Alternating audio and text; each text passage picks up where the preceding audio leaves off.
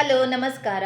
ನಿಮಗೇನಾದರೂ ಏಜ್ 40+ ಇದ್ದರೆ, 40 ಇತ್ತು ಅಥವಾ 40 ಎಂಟರ್ ಆಗಿದ್ರಿ ಅಂತಂದರೆ ನಿಮ್ಮ ಬಾಡಿಗೆ ಕೆಲವೊಂದು ರಿಕ್ವೈರ್ಮೆಂಟ್ಸ್ಗಳಿರ್ತವೆ. 40 ಏಜ್ ಆದ ತಕ್ಷಣ ಏಜ್ ಆಗಿದೆ ಅಂತ ಹೇಳಿ ಅದರ ಅರ್ಥ ಅಲ್ಲ.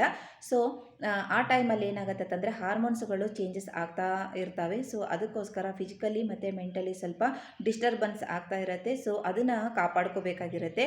ಸೊ ಅದಕ್ಕೋಸ್ಕರ ಕೆಲವೊಂದು ಬಾಡಿಗೆ ಏನೇ ರಿಕ್ವೈರ್ಮೆಂಟ್ ಇರುತ್ತೋ ಅದನ್ನು ಫುಲ್ಫಿಲ್ ಮಾಡ್ಕೋಬೇಕು. ಸೊ ಯೂಶ್ವಲಿ ಲೋ ಕ್ಯಾಲರಿ ಡಯಟನ್ನು ಫಾಲೋ ಮಾಡಬೇಕು. ಯಾಕಂತಂದರೆ ವೇಟನ್ನು ಮ್ಯಾನೇಜ್ಮೆಂಟ್ ಮಾಡಬೇಕು. ಇನ್ನು ಜಾಸ್ತಿ ಪೊಟ್ಯಾಸಿಯಮು ಮತ್ತು ಮ್ಯಾಗ್ನೀಸಿಯಮು, ಒಮೆಗಾ 3 ಆಮೇಲೆ ವಿಟಮಿನ್ B12 ಇರುವಂತಹ ಮ್ಯಾಕ್ರೋ ನ್ಯೂಟ್ರಿಯೆಂಟ್ ಇರುವಂತಹ ಫುಡ್ಗಳನ್ನು ತಗೋಬೇಕು. ಯಾಕಂತಂದರೆ ಹಾರ್ಟ್ ಕೂಡ ಚೆನ್ನಾಗಿರಬೇಕು. ಆಮೇಲೆ ಸೊ ಒಮೆಗಾ 3 ತಗೊಳ್ಳೋದ್ರಿಂದ ಏನಾಗುತ್ತೆ, ಹಾರ್ಮೋನ್ಸು ಬ್ಯಾಲೆನ್ಸ್ ಮಾಡೋದಕ್ಕೆ ತುಂಬಾ ಹೆಲ್ಪ್ಫುಲ್ ಆಗುತ್ತೆ. ನಾನು ಪ್ರೀವಿಯಸ್ ವಿಡಿಯೋದಲ್ಲಿ ಹೇಳಿದ್ದೀನಿ, walnuts, chia seeds, pumpkin seeds ಆ ಥರ ಕಂಟೆಂಟ್ ಇರೋ ಫುಡ್ಗಳನ್ನು ತೊಗೋಬೇಕು, ಒಮೆಗಾ 3 ಕಂಟೆಂಟ್ ಇರೋ ಫುಡ್ಗಳನ್ನು. ಸೊ ಇದಷ್ಟೇ ಅಲ್ಲದೆ ಕ್ಯಾಲ್ಸಿಯಂ ತುಂಬಾ ಇಂಪಾರ್ಟೆಂಟ್ ಆಗುತ್ತೆ. ಯಾಕಂದರೆ ಕನ್ಸೀವ್ ಇರೋ ಟೈಮಲ್ಲಿ ಮತ್ತು ಡೆಲಿವರಿ ಆದ ನಂತರ ಏನಾಗುತ್ತೆ, ಸಾಕಷ್ಟು ಹೆಣ್ಮಕ್ಳು ವೀಕ್ ಆಗಿಬಿಟ್ಟಿರ್ತಾರೆ. ಸೊ ಅವರಿಗೆ ಏನಾಗುತ್ತೆ, ಕ್ಯಾಲ್ಸಿಯಂ ತುಂಬ ಇಂಪಾರ್ಟೆಂಟ್ ಆಗುತ್ತೆ ಈ ಟೈಮಲ್ಲಿ. ಯಾಕಂದರೆ ಅದು ಇಫೆಕ್ಟ್ ಆಗುತ್ತೆ, ಬೋನ್ಸ್ ವೀಕ್ ಆಗಿ ಜಾಯಿಂಟ್ಸ್ ಪೇನ್ ಎಲ್ಲ ಬರ್ಬೋದು. ಸೊ ಕ್ಯಾಲ್ಸಿಯಂ ಕಂಟೆಂಟ್ ಇರೋ ಫುಡ್ಗಳನ್ನು ತಗೊಳ್ಳಿ.